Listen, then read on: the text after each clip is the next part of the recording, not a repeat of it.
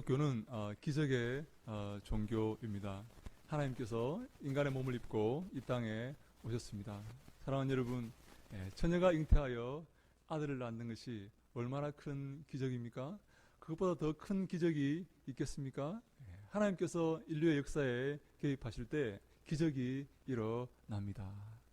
제가 지난 시간에 기적을 일으키기 위해서 두 가지 요건이 충족되어야 된다고 말씀을 드렸습니다. 먼저 하나님의 말씀을 전하는 곳에 기적이 일어납니다. 예수 그리스도가 주 되시는 곳에 기적이 일어납니다. 근데요, 또 한 가지 요건이 있습니다. 하나님의 말씀에 순종할 때 기적이 일어납니다. 사랑하는 여러분, 오늘 읽었던 이 본문의 말씀도 우리에게 참 이 하나님의 기적의 그 모습을 잘 드러내 보여주는 그런 기적입니다.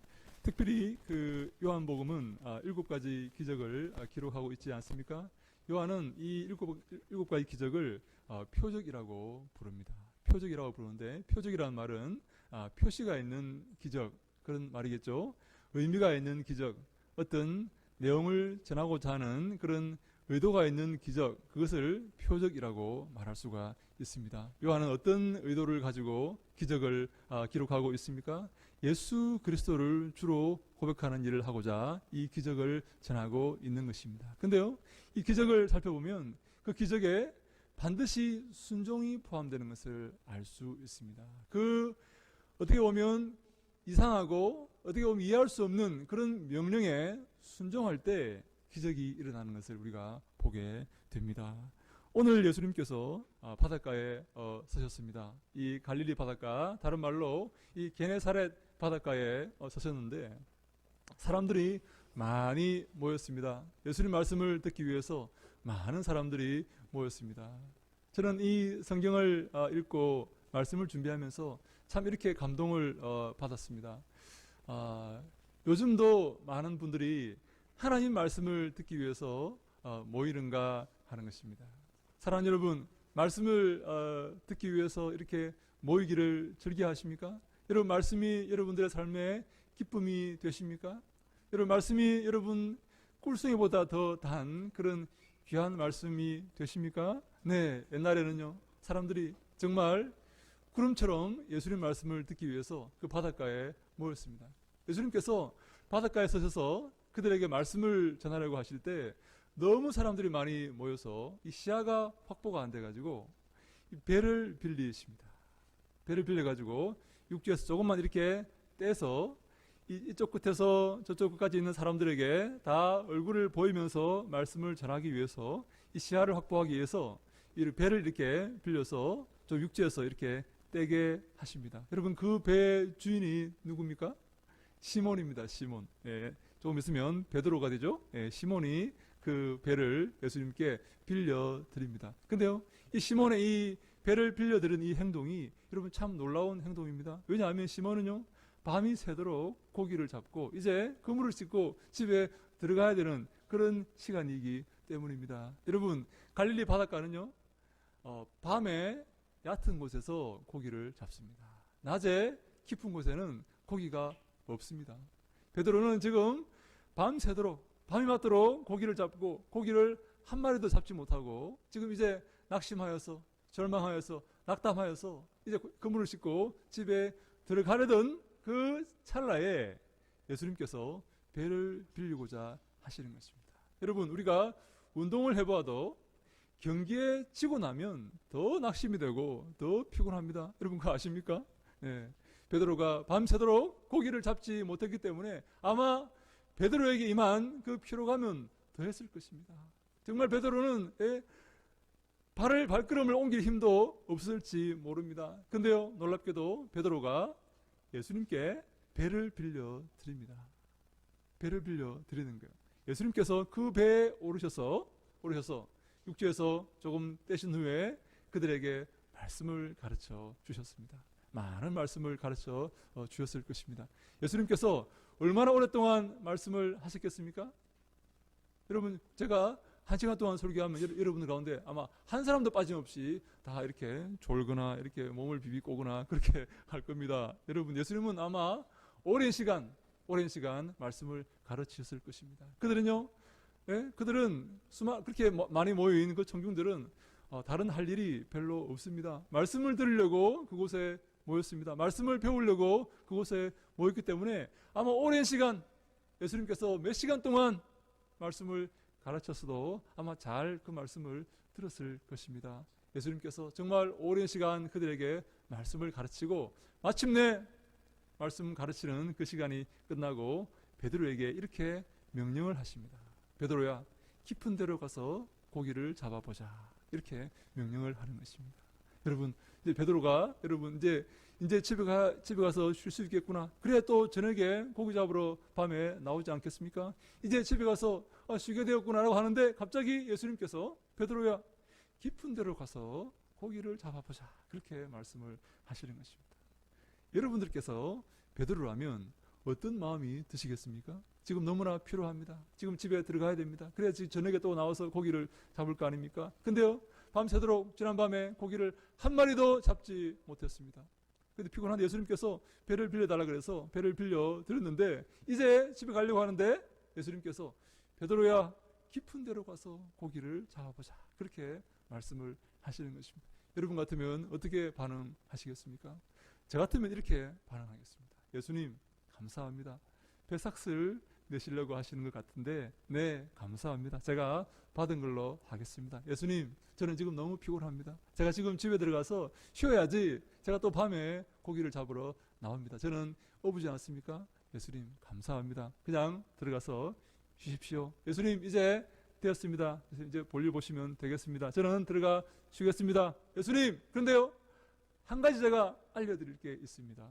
예수님, 고기는요, 밤에 얕은 데서 잡는 겁니다. 낮에 깊은 데는 고기가 없습니다. 네, 예수님 감사합니다. 그리고 제가 예수님과 작별하면서 아마 갔을 것 같습니다. 여러분 같으면 어떻게 반응을 하셨겠습니까? 여러분이 베드로라면 어떻게 반응을 하셨겠습니까? 그런데요, 베드로가 이렇게 반응을 합니다. 우리 누가복음 5장 4절로 5절 말씀을, 2절 말씀을 같이 한번 주보에 나와 있습니다. 한번 같이 한번 읽습니다. 시작. 말씀을 마치시고 시몬에게 이르시되 깊은 데로 가서 그물을 내려 고기를 잡으라. 시몬이 대답하여 이르되 선생님, 우리들이 밤이 새도록 수고하였으되 잡은 것이 없지만은 말씀에 의지하여 내가 그물을 내리리이다 하고. 아멘. 베드로가 이렇게 말합니다. 여러분 놀랍지 않습니까? 밤이 새도록 제가 고기를 잡았지만 한 마리도 잡지 못했습니다. 그러나 제가 말씀에 의지하여 그물을 내리겠습니다 라고 말씀하는 겁니다. 여러분, 이 말씀에 의지한다는 말이 얼마나 귀하고 놀라운 말인지 모릅니다. 사랑하는 여러분, 여러분은 무엇을 의지하고 계십니까? 여러분 돈을 의지하지 않으십니까? 권력을 의지하지 않으십니까? 힘을 의지하지 않으십니까? 지식을 의지하지 않으십니까? 직장과 그 직급을 의지하지 않으십니까? 베드로는요, 제가 말씀에 의지하여 그물을 내리겠습니다. 비록 예수님 말씀이 목수가 어부에게 지금 고기가 없는 깊은 곳으로 가서 고기를 잡자고 하는데, 비록 목수가 그렇게 말하는 그 말이 이해가 되지 않더라도, 비록 내 이성으로 받아들이지 않더라도 말씀에 의지하여서, 그 말씀을 의지하여서 그 말에 순종하겠다는 것입니다. 사랑하는 여러분, 우리가 하나님을 경외한다는 말을 할 때 이 경외란 말이 카보드라는 말입니다. 히브리어로요, 카보드라는 말인데요, 이 카보드라는 말은 무겁게 여긴다라는 말입니다. 무겁게 여긴다. 즉 다시 말해서 하나님을 경외하는 것은 하나님을 무겁게 여기는 것입니다. 하나님의 의견과 내 의견이 다를 때 내 의견을 내려놓고 하나님의 의견을 무겁게 여기는 것입니다. 하나님 말씀과 내 생각이 같으면 얼마나 좋겠습니까? 그런데요, 그렇지 않은 경우가 대부분입니다. 나는 이렇게 하고 싶은데 하나님은 꼭 저렇게 하라고 말씀을 하십니다. 나는 이것을 원하는데 하나님은 꼭 저것을 구하라고 말씀을 하십니다. 그럴 때 내 생각을 내려놓고 내 생각을 버리고 하나님의 그 의견과 하나님 뜻과 그 말씀을 존중하고 그것을 따르는 것을 하나님을 경외하는 것이다 라고 말씀을 하는 것입니다. 사랑하는 여러분, 우리에게 순종이 너무나 부족함을 저는 많이 이렇게 봅니다. 우리 그 어저께 우리 귀하신 우리 세종안교회 우리 성도님들이 이곳에 오셔서 복음을 이렇게 전했습니다. 어저께 얼마나 날이 더웠는지 모릅니다. 여러분 제가요 반바지를 입고 있습니다. 여러분 제가 왜 반바지를 입었는가 하면 일을 하려고 반바지를 입고 있었는데요. 제 마음속에 약간 부담이 있습니다. 누가 분명히 지적할 거야. 목사님, 아니 옷이 그게 뭡니까? 사람들 올 건데. 제가 생각하고 있습니다. 근데 제가 긴 바지 이렇게 정장을 갖추어서 입을 수가 없었습니다. 왜요? 할 일이 많을 것 같아가지고 제가 이렇게 막 뛰어다니면서 이렇게 이것도 하고 저것도 하고 이렇게 해야 될 것 같아가지고 그래서 제가 반바지를 입고 있었는데 아니나 다를까 한 권사님이 저한테 살짝 오셔서 이렇게 얘기를 하는 겁니다. 목사님, 다른 옷이 없습니까? 이렇게 말하는 거예요. 제가 생각했습니다. 올 것이 왔구나.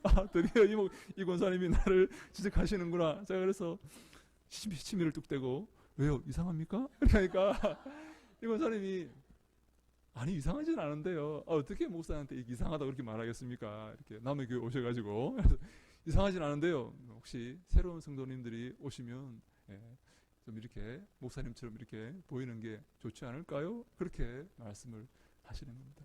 그래서 제가 얼른 옷을 갈아 입었습니다. 우리 어저께 얼마나 더웠는지 모릅니다. 35도까지 올라갔다고 합니다. 여러분, 근데요, 그 먼 거리를 버스를 대절해서 여러분 그 시간을 하루 종일을 이렇게 헌신하고 보내어서 남의 교회에 알지도 못하는 교회에 생전 보지도 못했던 그 교회, 들어보지도 못했던 그 교회에 와서 복음을 전해주고 간다는 그것이 여러분 얼마나 여러분 대단하고 중요하고 놀라운 일인지 모릅니다. 여러분 그들이 할 일이 없어서 이곳에 왔겠습니까?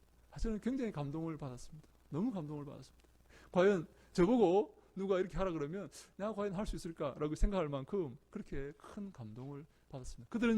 그들은 하나님 말씀에 순종한 것뿐입니다. 하나님께서 복음을 전하라고 하시기 때문에 복음을 전하러 이곳에 오신 것입니다. 내 생각과 내 의견과 그것을 생각했다면, 내 이익을 생각했다면 올 수가 없죠. 예? 그 토요일에 쉬시고 가족들과 함께 보내시고 재미있게 보내셔야지.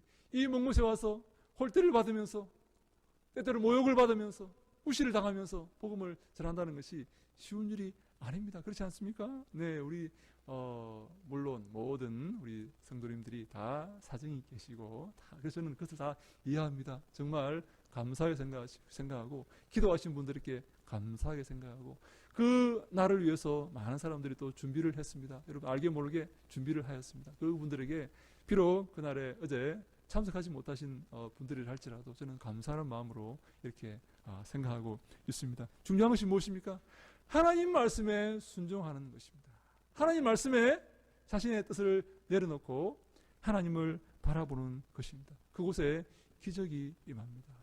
그래서 여러분요, 베드로가 고기를 잡았는데 얼마나 많은 고기를 잡습니까? 6절에 보니까 그렇게 하니 예수님 말씀대로 순종하니 그 말씀에 순종하니까 고기를 잡은 것이 힘이 많아 그물이 찢어지는지라. 그물이 찢어질 만큼 감당할 수 없을 만큼 예수님께서 고기를 잡게 해 주셨다 하는 것입니다. 사실 하나님께 이 기적은 여러분 일상입니다. 그렇지 않습니까? 천지를 만드신 하나님께 기적이 무슨 기이한 일이겠습니까? 예? 중력을 만드시고 바다의 물고기를 만드시고 모든 것을 주관하시고 사람의 모든 피조물의 생사화복을 주관하시는 그 하나님께 기이한 일이 있겠습니까? 그러나 우리에게는 기이하게 보입니다. 우리가 하나님 말씀에 순종할 때 그 기적은 우리 삶에 일어나게 될 줄로 믿습니다. 사랑하는 여러분, 우리 두 가지 이렇게 생각해 보았습니다. 첫 번째 무엇입니까? 주의 말씀을 위해 큰 일을 계획하십시오. 주의 말씀을 전하는 그 일에 여러분 헌신하십시오. 두 번째, 하나님 말씀에 순종하십시오. 그럴 때 하나님께서 기적을 베풀어 주실 것입니다. 여러분들의 삶에 주님께서 기적을 허락해 주실 것입니다. 사랑하는 여러분, 저는요 큰 뜻을 품고 있습니다. 큰 생각을 하고 있습니다. 제가 말하면요 다 저보고 미쳤다고 말할지 모르게 큰 생각을 하고 있습니다. 저는 그것을 위해서 기도하고 있습니다. 주의 말씀에 순종하기 위해서 애쓰고 노력하고 있습니다. 여러분들도 하나님을 위해서 큰 것을 계획하시기 바랍니다. 하나님 나라를 위해서 큰 비전을 품으시기 바랍니다. 여러분 남은 인생을요 그냥 이렇게 평범하게 보내시다가 주님 앞에 가시겠습니까? 영원토록 주님 앞에서 칭찬받기를 원하지 않으십니까? 영원토록 주님이 칭찬하시고 주님이 항상 천국에서 사람들을 이렇게 보면서 이 성도를 보아라, 이 자매를 보아라, 이 딸을 보아라, 이 아들을 보아라 이렇게 칭찬해 주는 것을 여러분 원하지 않으십니까? 여러분 주를 위해서 큰 뜻을 품으시기 바랍니다.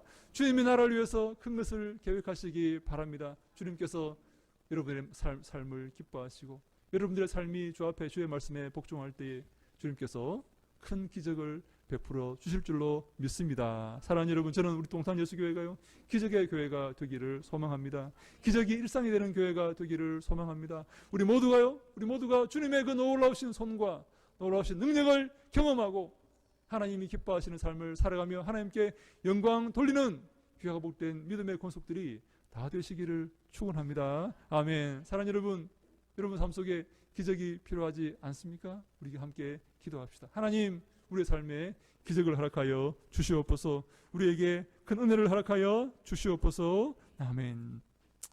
예레미야 33장 3절 말씀 같이 한번 봅니다. 우리 주보 뒤에 나옵니다. 예레미야 33장 3절 말씀입니다. 같이 한번 읽습니다. 시작.